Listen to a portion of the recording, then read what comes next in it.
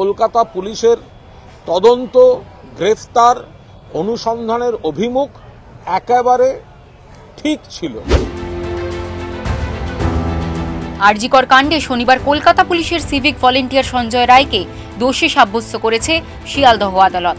মৃত্যুদণ্ড নাকি যাবজ্জীবন কারাবাস হবে সঞ্জয়ের, তা জানা যাবে সোমবার সাজা ঘোষণা করবেন বিচারক অনির্বাণ দাস। সঞ্জয় রায় দোষী সাব্যস্ত হতে ফের কলকাতা পুলিশের পিঠ চাপড়েছেন কুণাল ঘোষ। এদিন কুণাল দাবি করেছেন, প্রমাণ হয়ে গেল পুলিশের তদন্তের অভিমুখ ঠিক ছিল। মহামান্য আদালত দোষী সাব্যস্ত করলেন, তাতে এটা প্রমাণ হলো যে আরজি করে 24 ঘন্টার মধ্যে কলকাতা পুলিশ যাকে গ্রেফতার করেছিল সেই গ্রেফতারি একদম সঠিক ছিল এবং কলকাতা পুলিশের তদন্ত, গ্রেফতার, অনুসন্ধানের অভিমুখ একেবারে ঠিক ছিল। এবং পরবর্তীকালে যারা বলেছিলেন উই ওয়ান্ট সিবিআই চাই, তারপর দেখা গেছে যে সিবিআই তদন্তেও কলকাতা পুলিশের গ্রেফতারিটাই মান্যতা পেয়েছে। তা এখন কিছু লোক তখন যারা সিবিআই চাই বলছিলেন, এখন ইদানিং বলছেন সিবিআই তাদের পছন্দ হচ্ছে না। এরা রাজনৈতিক বিভ্রান্তি ছড়াচ্ছিলেন, একটা খারাপ ঘটনা।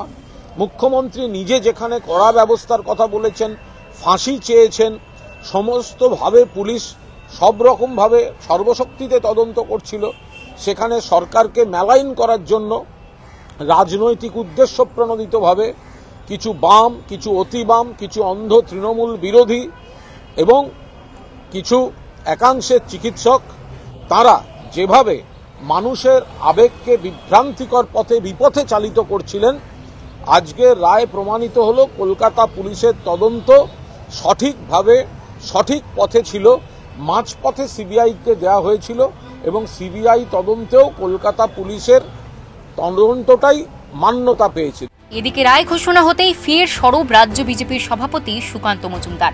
তিনি বলেন, প্রথম থেকেই বলছি, যতদিন কলকাতা পুলিশের হাতে তদন্তভার ছিল সে সময় তথ্য প্রমাণ নষ্ট হয়েছে বলে আমাদের আশঙ্কা। হাতে যথাযথ তথ্য প্রমাণ থাকলে কি হতো তা বোঝাই যাচ্ছে।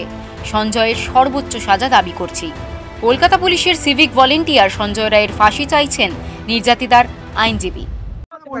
এই ধারা অনুযায়ী যা আছে সর্বোচ্চ সাজা ফাঁসি আছে, মানে ক্যাপিটাল পানিশমেন্ট, যেটা মৃত্যুদণ্ড সেটা রয়েছে। আমরা চাইছি সর্বোচ্চ সাজা। খুনের ধারায় একমাত্র অভিযুক্ত সঞ্জয় রায়কে বলা যাবে একমাত্র অভিযুক্ত। দেখুন, আপাতত প্রিলিমিনারি চার্জশিট জমা পড়েছে, supplementary chargesheet is yet to come, further investigation is still pending, যেটা সিবিআই এর তরফ থেকেও বক্তব্য এবং আমাদেরও বক্তব্য আগামী দিনে যাতে এই সাপ্লিমেন্টারি চার্জশিট দেওয়ার আগে যাতে সম্পূর্ণভাবে সঠিকভাবে তদন্ত হয় এবং যে বা যারা এই ঘটনার সঙ্গে যুক্ত তাদের নাম যেন সামনে চলে আসে। এবং আসার পর আমরা এটাই প্রার্থনা করব, মানে জজ সাহেবের কাছে প্রার্থনা করব তাদেরকে সর্বোচ্চ সাজা দেও। তার কারণ এই যেই ঘটনাটা ঘটেছে, যেইভাবে নির্যাতিতার মৃত্যু হয়েছে, সেটাতে শুধুমাত্র তার শারীরিক মৃত্যু ঘটেনি, তার আত্মাকেও হত্যা করা হয়েছে। শনিবার রায় ঘোষণার পরে এজলাসি মুখ খুলে আরজি কর কাণ্ডে সঞ্জয় রায়। সঞ্জয় দাবি করেছে ওকে ফাঁসানো হয়েছে। ব্যুরো রিপোর্ট, ওঙ্কার বাংলা।